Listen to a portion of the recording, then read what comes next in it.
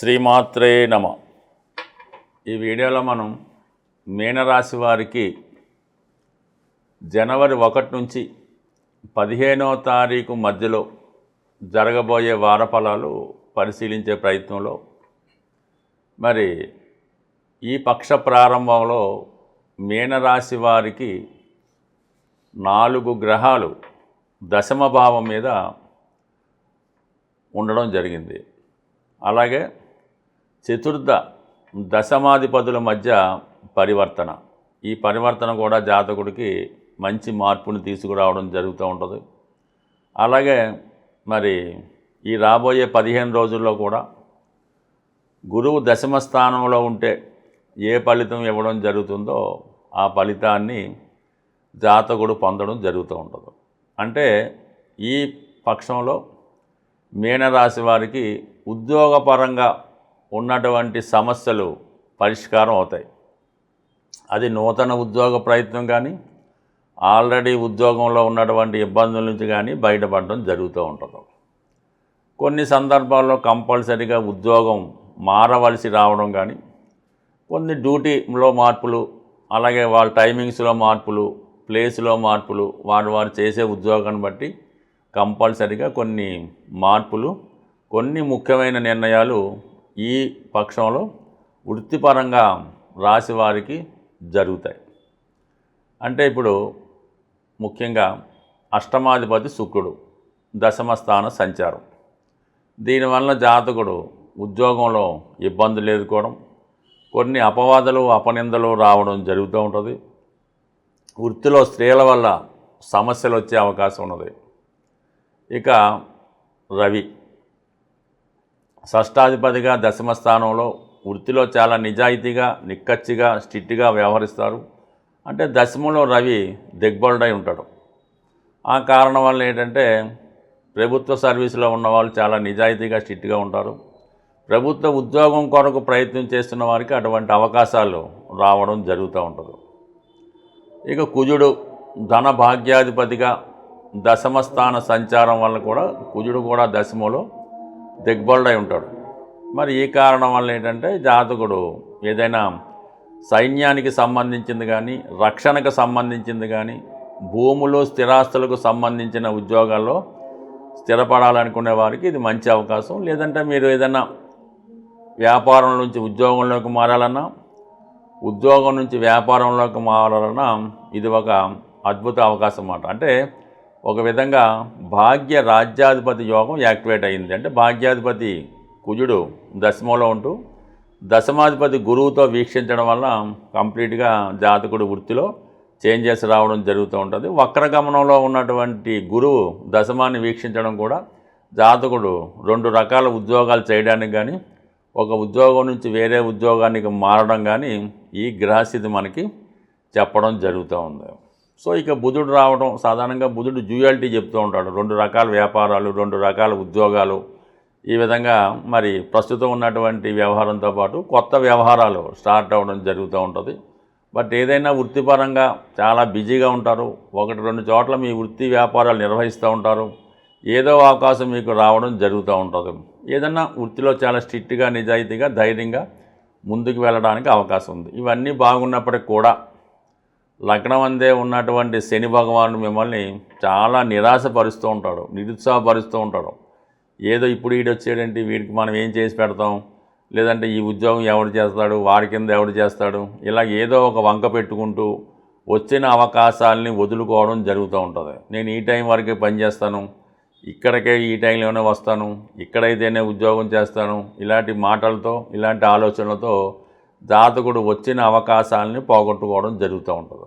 దానివల్ల ముందుగా మిమ్మల్ని మీరు మార్చుకొని మీరు జీవితంలో పైకి రావాలి, జీవితంలో స్థిరపడాలి అన్నటువంటి ఆలోచన మీకు వస్తే ఇప్పుడు ఉన్నటువంటి ఈ గ్రహస్థితి మీకు సంపూర్ణమైనటువంటి బలాన్ని ఇవ్వడం జరుగుతూ ఉంటుంది. ఇది ఒక పక్క ఇలా ఉంటే మరి 12వ స్థానంలో రాహు ఏదో ఒక బలహీనత మిమ్మల్ని అడ్డుకుంటూ ఉంటుంది. ఏదో ఒక బంధం మిమ్మల్ని అడ్డుకట్ట వేస్తూ ఉంటుంది. కొంతమంది వాళ్ళ స్వార్థానికి మిమ్మల్ని ఉపయోగించుకొని మిమ్మల్ని ఎదగనివ్వకుండా, ఉద్యోగానికి వెళ్లకుండా, చదువుకోనివ్వకుండా అనేక రకాలుగా మిమ్మల్ని వారు ఇబ్బంది పెట్టడం అంటే అది మీకు ఇష్టంగానే ఉంటుంది. వాళ్ళు ఏదో మిమ్మల్ని టెంప్ట్ చేసి ఇంకో వేరే వ్యసనాల వైపు వేరే ఆలోచనల వైపు దారి మళ్ళిస్తూ ఉంటారు. దానికి మీ మగమాటం వల్ల మంచితనం వల్ల ముందుగా నెమ్మదిగా అలవాటు అవ్వడం జరుగుతూ ఉంటుంది. అంటే ఏదైనా మీనరాశి వారు ఒక బలహీనతకి అలవాటు పడితే వారి జీవితంలో దాని నుంచి బయటపడడం అన్నది ఇంచుమించుగా అసాధ్యం మాట. ప్రస్తుతం ఉన్న స్థితి ప్రకారం జలతత్వ రాశి అయినటువంటి ఈ మీనరాశి వారు ఏదైనా చిన్న బలహీనతకి, అది డ్రింకింగ్ లాంటి హ్యాబిట్, కనీసం టీ అవ్వచ్చు, కూల్ డ్రింక్ అవ్వచ్చు, ఇంకొక డ్రింక్ అవ్వచ్చు, అది చిన్నగా మొదలై అది అలవాటు అయిందే మాత్రం మళ్ళీ జీవితంలో మీరు దాని నుంచి బయటపడలేరు. దానివల్ల సంపూర్ణంగా టోటల్ లైఫ్ కూడా స్పాల్ అయ్యే అవకాశం ఉంది. కాబట్టి చాలా వరకు ఈ విషయంలో ఎటువంటి బలహీనతకి లోనవ్వకుండా వచ్చిన అవకాశాన్ని వదులుకుంటే అది చిన్నదైనా సరే కంప్లీట్గా మీ లైఫ్ ఇక్కడి నుంచైనా టర్న్ తీసుకుంటుంది.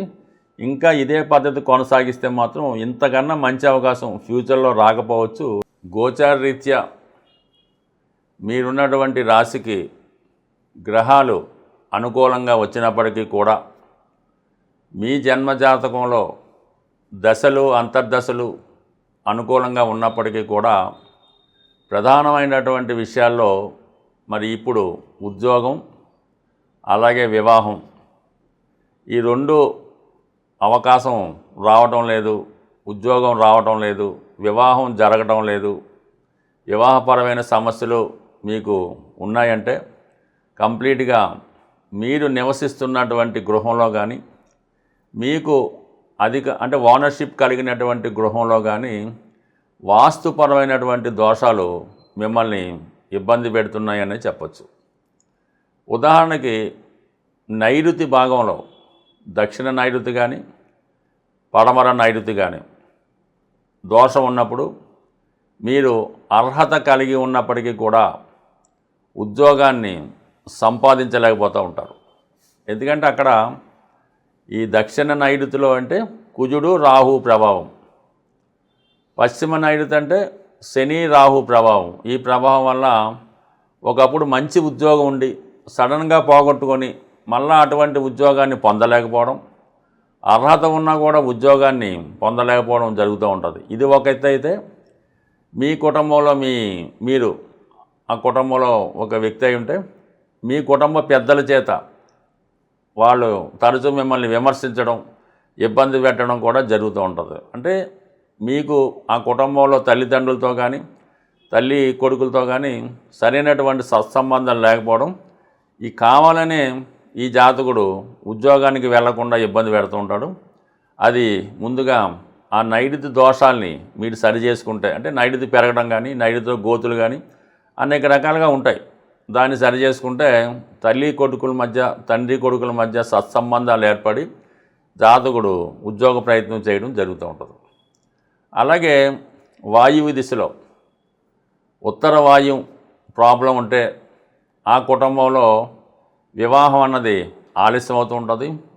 ఆ ఇంట్లో అమ్మాయిలు కానీ అబ్బాయిలు కానీ మోసపోతూ ఉంటారన్నమాట. ఎవరినో ఒకరు నమ్మి ప్రేమించి వాళ్ళు హ్యాండ్ ఇవ్వడం వల్ల మోసపోవడం కానీ, కొంతవరకు మానసికంగా మతిస్థిమితం కోల్పోవడం కానీ జరుగుతూ ఉంటుంది.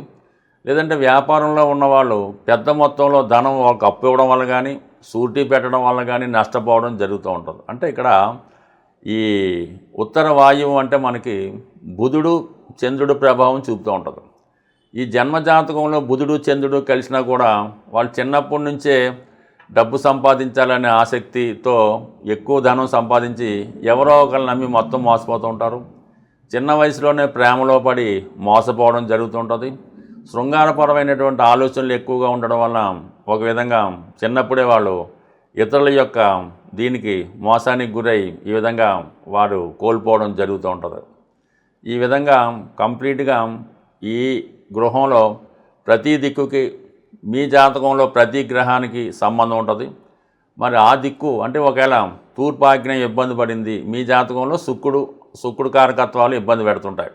అందువలన మనకి జాతకంలో బలం వచ్చింది, గురుబలం వచ్చింది, దశ వచ్చింది, అయినప్పుడు కూడా ఆ ఫలితం జరగలేదనుకుంటే మాత్రం కంపల్సరిగా మీరు ఉంటున్నటువంటి గృహం మీ సొంత గృహంలో వాస్తుపరమైన దోషాలు సరి చేసుకుంటేనే ఆ ఫలితం మీకు రావడం జరుగుతూ ఉంటుంది. ఏదైనా దీపం ఉండగానే ఇల్లు చక్కబెట్టుకోవాల్సి ఉంటుంది.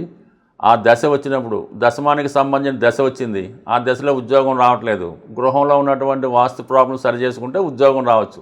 తీరా జాతకంలో ఈ గోచార రీత్యా దశరీత్యా ఈ దశ అయిపోయింది అనుకున్నాం అంటే టైం అయిపోద్ది.